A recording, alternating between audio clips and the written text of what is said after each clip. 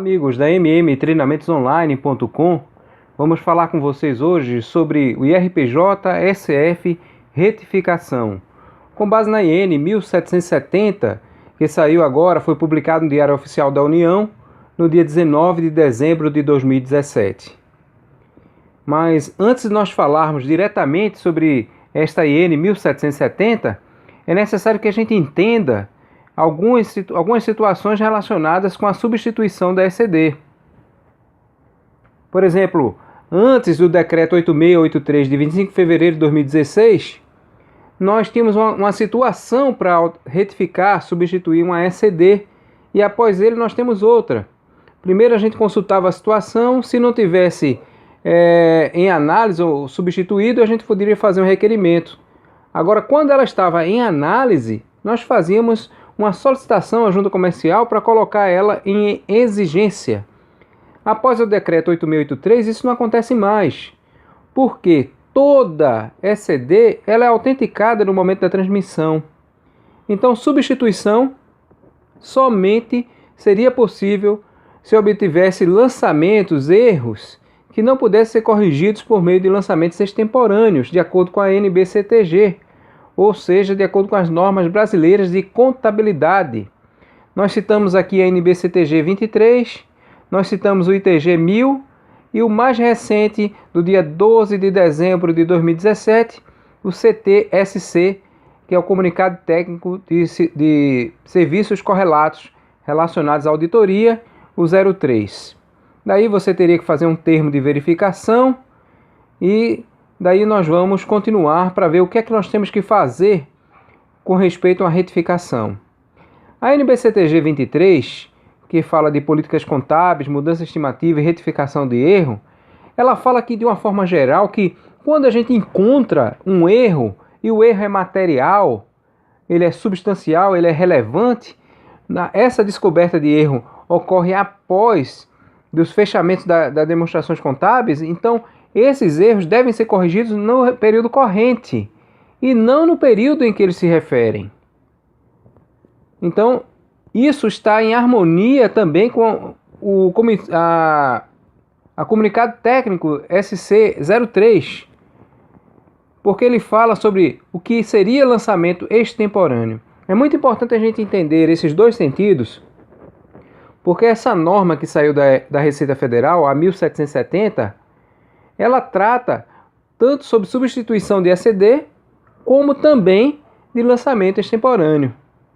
Então, exemplo de erros que elas poderiam ser substituídas fazer uma substituição da ECD, por exemplo, segundo essa CTSC, esse Comunicado Técnico de Serviços Correlatos 03, ele diz que poderia ser um erro no cadastro do plano de contas, poderia ser uma multiplicação de registros indevidos, devido ao registro estar em vírgula, uma troca de vírgula por ponto, ou uma criação de uma subconta para atender a Lei 12.973 e que não modificasse o saldo das contas analíticas e coisas assim semelhantes.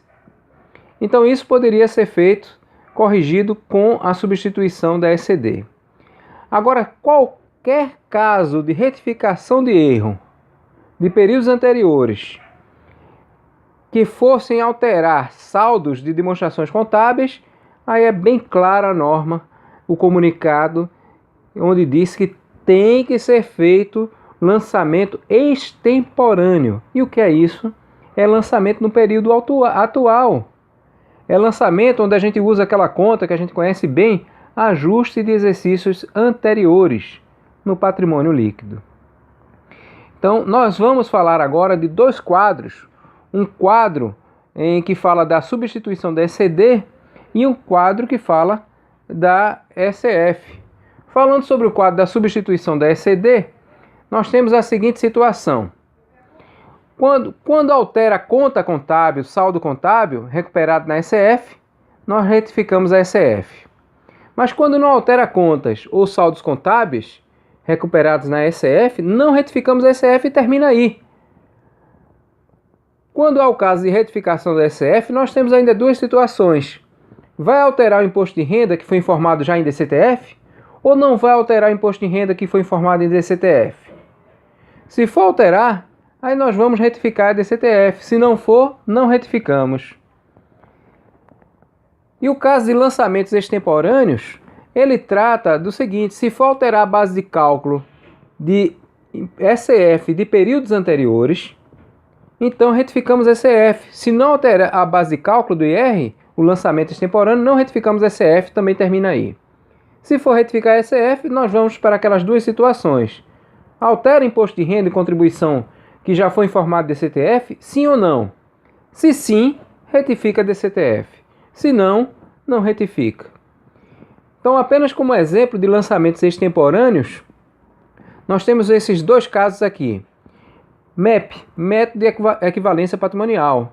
Se você tem que fazer um ajuste no exercício corrente relativo a uma equivalência patrimonial de períodos anteriores, nós sabemos que o MEP em si ele não afeta o cálculo do imposto de renda.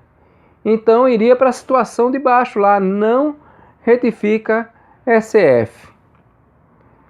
Mas se fosse o caso de uma alteração em custo, em despesa, em receita, que iria envolver alteração do imposto de renda, aí nós iríamos retificar ECF e também, se altera o imposto de renda, retificar a DCTF, caso já tenha sido informado em DCTF.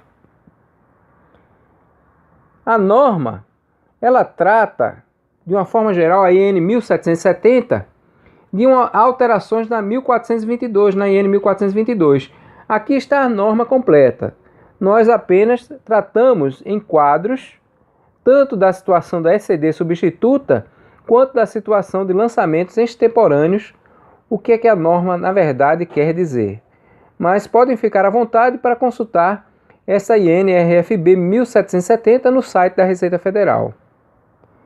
Eu sou Marcelo Melo, sou contador, especialista em direito tributário, já exerço a profissão de professor e educador há mais de 12 anos, desde 2005, e tenho experiência em contabilidade e em tributos de 26 anos.